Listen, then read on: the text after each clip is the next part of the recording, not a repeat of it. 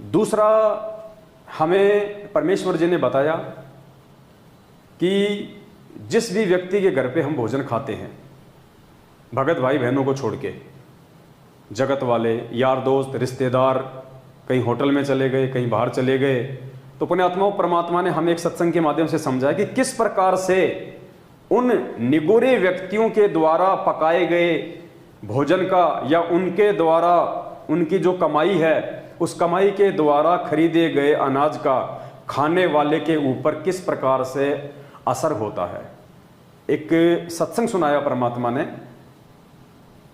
परमेश्वर ने कहा कि दो संत थे, कबीर परमेश्वर के दो भगत थे, और मालिक ने कहा कि फिर आगे चल के वो मनमुखी हो जाते हैं, क्योंकि पहले परमात्मा केवल बैटरी चार्ज करने के लिए आए थे।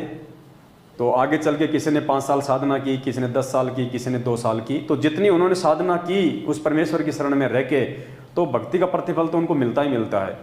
तो मर्यादा ठीक ना रहने से, नियमों में ठीक ना रहने से, मनमुखी हो जाने से, फिर भक्ति में तो पुण्यात्मा शक्ति है ही, वो सीधिया तो काम करना अपना शुरू कर ही देती हैं धीरे धीरे असर। तो ऐसे दो भगत थे जो कबीर परमात्मा से दूर हो गए थे, और वो दोनों मनमुखी रूप से साधु बन गए थे। तो वो दोनों एक दिन अपनी किसी भक्तमती के घर पे चले गए, अपनी किसी शिष्या के घर पे चले गए, और वहाँ जाके जो है रात्रि में उन्होंने भोजन किया। तो उनमें से एक साधु को रात्रि को ऐसे ऊट पटांग सौपन आई, जैसे उसकी बेटी मर गई हो, उसकी बेटी रो रही हो, उसका जवाई मर गया, उसकी बेटी रो रही है, उसकी बेटी विधवा हो गई, ऐसा डरावना सा उसको सौपन आया। सुबह वो खड़ा हुआ तो उसने अपने साथी से कहा कि भाई आज तो रात को मेरे को इस प्रकार से बहुत ही भयंकर और डरावना जो है वो सौपन आया, जबकि आज से पहले तो कभी मेरे को इस प्रकार के सौपन आए नहीं थे। इसका रीज़न क्या है? तो जो दूसरा था वो थोड़ा समझदार था, उसने अपनी शिष्या को बुलाया और कहा कि बेटे कल रात को भोजन किसने बनाया था?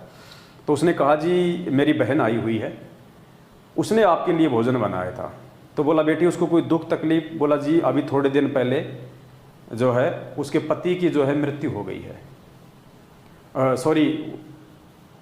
जो मेरी बहन है, मेरी बहन की बेटी के पति की मृत्यु हो गई है, यानी उसकी बेटी जो है वो विधवा हो गई है, और वो रात दिन इसी सोच में लगी रहती है कि हे भगवान मेरी बेटी का क्या होगा, भरी जवानी में मेरा जवाई मर गया है, एक बच्ची छोड़ के चला गया, उस बच्ची को कौन पालेगा, कौन उसकी परवरिश करेगा, मेरी बच्ची की दूसरी शादी भी नहीं हो पाएगी, मैं क्या करूँगी, उसका तो जीवन बर्बाद हो गया।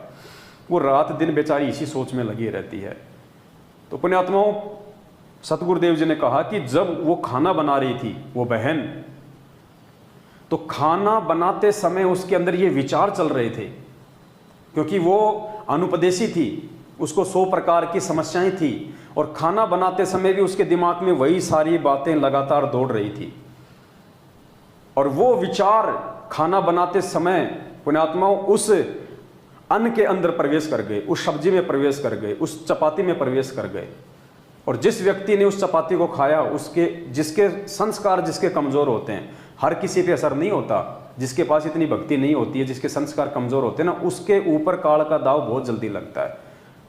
तो ऐसे के ऐसे विचार रात को फिर उस साधु को प्रभावित करने के लग गए सौपन के माध्यम से। तो परमात्मा ने बताया कि इस प्रकार से हमने कहीं भी यदि हम जाते हैं तो हमने बहुत ही सोच समझ के, पहली बात तो पुण्यात्माओं जो साधु भगत हो जाते हैं, अगर 1-2 दिन के लिए कहीं जा रहे हैं तो अपना हिसाब किताब अपने साथ में लेके जाते हैं। आजकल तो ऐसे ऐसे आइटम अपने घर पे बन जाते हैं जो 2-3 दिन तक वो ख़राब नहीं होते, आराम से खाइए। आप पानी की बोतल ले जाइए, वरना मार्केट में मिल जाती है, अपना पैसा दो, अपना खरीदार अपना पियो। और बाकी तो सबकी अपने अपने बुद्धि और विवेक के ऊपर है कौन क्या करता है। लेकिन परमेश्वर का जो सत्संग है वो क्या हमें संकेत कर रहा है कि यदि हम इस प्रकार से भी यदि हम करेंगे, किसी भी अनुपदेशी का अन्न खाएंगे, देखो एक मजबूरी की बात अलग है, यदि आप जी ऐसी जगह पे फंसी गए जहाँ कोई दूसरा चारा ही नहीं है, तो फिर परमात्मा ने हमारे को कहा कि ऐसी स्थिति में आप जी वहाँ का भोजन ले लें, और ऐसी स्थिति में भी केवल उसी घर का भोजन ले जिस घर में कोई मांस मिट्टी खाने वाला ना हो, जिस घर में मांस मिट्टी ना पकाई जाती हो, उसी घर का हमने भोजन खाना है मजबूरी में। वरना जिस घर में मांस मिट्टी बनती है पुण्यात्माओं, उस घर का हमने भोजन नहीं खाना, चाहे हमने कहीं बाहर जाके अपना भोजन खा के आना पड़ जाए, चाहे हमने एक रात जो है मतलब भूखा रहना पड़ जाए। क्योंकि उन्हीं बर्तनों में तो मांस मिट्टी पकेगी, उन्हीं बर्तनों में हमारे लिए भोजन बन रहा है, तो वहाँ पे शुद्धता नहीं है। और वो सबसे बड़े पापी हैं परमात्मा के, जो लोग जानवर खाते हैं, जो लोग किसी आत्मा को काट के खाते हैं, वो राक्षस की श्रेणी में होते हैं। और ऐसे व्यक्तियों का यदि हम भोजन खाएंगे, ऐसे व्यक्तियों की कमाई से अर्जित जो होगा अन्न, यदि हम उसको खाएंगे, साधक होके, हम भगत होके, तो हमें अवश्य उनका अन्न जो है वो प्रभावित करेगा। कोई पता नहीं, कोई शराब के ठेके से अपना परिवार चला रहा है, कोई मांस बेच के अपना परिवार चला रहा है, कोई सारा दिन चोरी करता है, कोई झूठ बोलता है। यानी जो परमात्मा की शरण में नहीं है वो तो सारा दिन उल्टा सीधा काम करके ही अपना जुगाड़ चलाता है, 1-2% लोगों को छोड़ के। तो अब आप ये परमात्मा जी का सत्संग सुनिए, तब आपकी समझ में आएगा कि कैसे एक साधक को अनुपदेशी का खाया हुआ अन्न जो है वो प्रभावित करता है। परमात्मा कबीर जी के भक्त थे, वो कहीं किसी अन्य पहुंच गए, किसी कोई भगतमती बहन थी यानी कोई सेविका थी, उसके वहाँ चले गए। परमात्मा के जाने के बाद ये अपने आप मनमुखी संत भी बन जाते हैं, लेकिन भक्ति करने से थोड़ी बहुत उनके अंदर वो साधु गुण अवश्य आ जाते हैं। उनसे आगे लाभ भले ही ना होता, लेकिन वो आध्यात्मिक मार्ग से परिचित अवश्य होते हैं। तो इस प्रकार का एक संत किसी अपनी सेविका के घर चला गया और गुरुजी आगे गुरुजी की सेवा श्रद्धालु खूब करते हैं। और उनके घर, उस बहन के घर, जिसके घर वो गया था उस संत, उसके घर उसकी बहन आई हुई थी, उस लड़की की बहन, और उसकी इकलौती पुत्री थी, वो विधवा हो गई थी 1 महीना पहले। और उस लड़की ने, संत भक्त आए हुए थे, उसने भोजन बना दिया। उसकी बहन ने कहा, बहन तू बना दे, मुझे कुछ और काम है और सेवा करती हूँ। तो उस बहन ने वो भोजन बनाया, साधु संत ने खाया। सुबह उठ के उसको सारी रात सपने आए, मेरी बेटी विधवा होगी, हे भगवान क्या होगा, मेरी बेटी विधवा होगी, इसके तो बालक भी छोटे छोटे हैं, अब इसका क्या हाल होगा हैं। आगे दूसरा पति, उसका भाई भी नहीं था पति का, बटेऊ का, अब इसका क्या रहा होगा, यानी इतनी चिंतित थी। तो सुबह उठ के उस संत ने कहा अपनी शिष्या से, बहन आज ये हमारा भोजन किसने बनाया था, ये कल रात का जो भोजन था ये किसने बनाया था। तो उसने बताया, जी मेरी बहन आई हुई है, उसने बनाया था। अच्छा, क्या कोई आपत्ति है उसके ऊपर, कोई दुख है उसको?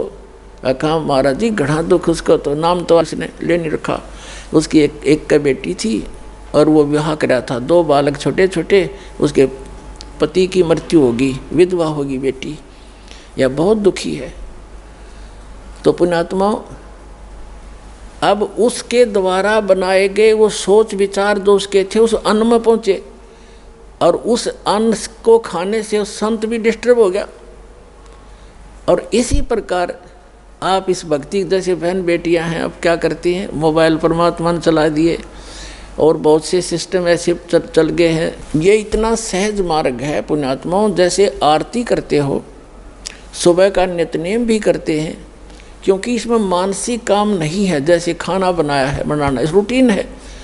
अब जैसे गाड़ी चलाते हैं, अब उसमें मानसिक काम घना नहीं होता, अभ्यास हो जाता है इनका, अपने हाथों का अपने आप ही। तो उसमें भगवान की भक्ति, जैसे आरती लगा दी, आरती भी करता रहे और काम भी करता रहे। जैसे बहन आरती करती हैं या मंत्र करते करते नाम आरती, रोटी बना रहे हैं, मंत्र करने लगे, तो उनका असर उस अन्न में भी होगा और खाने वाले को भी वो अनुकूल करेगा, उसमें उसका लाभ देगा। तो इसी प्रकार ये साधना ऐसी है, इससे पूरे विश्व का कल्याण हो जाएगा। तो पुण्यात्माओं, आप जी ने परमपिता परमेश्वर जी का ये वचन सुना, और ये कथाएं पुण्यात्माओं मात्र हमारे मनोरंजन के लिए नहीं है, हमारा टाइम पास करने के लिए नहीं सुनाई गुरुदेव ने। इस कथा के माध्यम से परमात्मा ने हमारे को 2 शिक्षा दे दी। सबसे पहली शिक्षा ये दे दी कि हम संत भक्तों ने किसी भी अनुपदेशी के यहाँ पे जाके, जब तक कोई भयंकर मजबूरी ना हो, हमने अन्न आहार नहीं करना, वरना उनके दिमाग में तो 24 घंटे वही दुराचार, चोरी, जारी, लड़ाई झगड़े की बातें।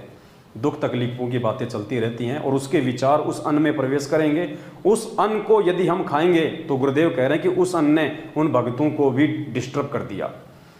उसके बाद परमात्मा हमारे को दूसरी शिक्षा ये दे रहे हैं कि हमारी जो बहन बेटियां हैं वो अब जब भी अपना कोई भोजन बनाती हैं या अपना और काम करती हैं तो परमेश्वर का अपना सुमरण करती रहती हैं, मालिक की आरती भी करती रहती हैं, परमात्मा का सत्संग भी सुनती रहती हैं। तो वही विचार जो है उस अन्न के अंदर पहुंच जाएंगे और खाने वाले को राहत देंगे, खाने वाले को शांति प्रदान करेंगे। इसलिए हम भक्तों को परमात्मा ने यहाँ पे एक संकेत किया है कि आप जो भगत भाई बहन हैं, आप जो उपदेशी हो चुके हैं, उनके घर में आपस में कोई लड़ाई झगड़ा नहीं होना चाहिए। यदि सारे परिवार वाले यदि उपदेशी हैं, मान लो कोई अनुपदेशी है, वो तो मान लो बीच बीच में टांग अड़ाता रहेगा। यदि सारे यदि उपदेशी हैं तो फिर उनमें आपस में झगड़ा नहीं होना चाहिए, प्यार प्रेम ही होना चाहिए। क्योंकि मान लीजिए किसी दिन आपके घर पे 2-4 कोई भगत भाई बहन आ गए और आप दोनों मियाँ बीवी लड़ रहे हो, कुछ झगड़ रहे हो, भक्तों को नहीं पता, आप अंदर आपके अंदर थोड़ा मनमुटाव चल रहा है, आपकी कहासुनी भी हो जाती है उस दिन आपस में, भाइयों को नहीं पता चला, वो तो ऊपर बैठे अपने चर्चा कर रहे हैं। तो अब वो बहन क्या करेगी, वो भाई क्या करेगा, वो सेवा करेगा तो दिमाग में उसके वही बातें चलती रहेंगी जो अपनी पत्नी के साथ में झगड़ा कर रहा है। बहन भोजन भंडारा तैयार करेगी तो दिमाग में उसके वही गुस्सा रहेगा, वही मानसिक दुख तकलीफ रहेगी उसको। भगत के साथ उसने जो लड़ाई झगड़ा किया है, जो उसकी जो तू में हुई है, तो वो डिस्टर्ब हो रही है, तो वो डिस्टर्ब है, वो डिस्टर्ब उस खाने में प्रवेश कर जाएगा। और भक्तों को भी आपके द्वारा करवाए गए भोजन का पूर्ण लाभ नहीं मिलेगा और परमात्मा भी इससे प्रसन्न नहीं होंगे। तो हम भक्तों के लिए भी परमात्मा एक संकेत कर रहे हैं कि आप जो उपदेशी भगत भाई बहन है, आप लोगों ने भी प्यार प्रेम से रहना है, लड़ाई झगड़ा नहीं करना है। और एक सत्संग में तो परमात्मा ने बिल्कुल यहाँ तक कह दिया कि जिस घर में इस कबीर परमात्मा का नाम और उस घर में लड़ाई झगड़ा, परमात्मा कहते हैं उनको तो ये समझ लो कि मतलब उनके घर में तो भक्ति नाम की छींट भी नहीं है। तो पुण्यात्मा ऐसे सत्संग में आने से इस प्रकार की समस्याओं का समाधान होता है, लेकिन असर उनका हुआ जो पुण्यात्मा होती हैं, ये पत्थर और बांस के जैसे प्राणियां का नहीं हुआ करती। जिस घर में नाम इस सतपुरुष का और उस घर में लड़ाई, फिर उनका असर ना हो रहा है, तो पत्थर कैसे है, माड़ी सी घर्षण लग देने चिंगारी पड़ रहे हैं। पुण्यात्माओं, इसके अंदर हमने परिवर्तन बहुत करना पड़ेगा। हमारे बोलने और बतलाने में, चलने और उठने और बैठने और निगाह दृष्टि में भी साधुता आनी चाहिए। एक तो चटक मटक करके चले, एक सीधा सा जैसे बिल्कुल भक्त संत चला करते हैं। उठने और बैठने में भी कहीं बकवाद नजर नहीं आवे, देखने में भी कोई ऐसी त्रुटि संत की दृष्टि में नहीं होनी चाहिए, भगत की। तो हम सत्संगी हैं, अन्यथा हम केवल नाम उपदेश है, असर कभी नहीं। तो हम सत्संगी हैं, अन्यथा हम खाली नाम के भगत हैं, हमारे को कोई असर उस परमेश्वर के ज्ञान का नहीं हो पाया है। ये परमात्मा ने सत्संग के माध्यम से हमारे को जो है आदेशित किया है।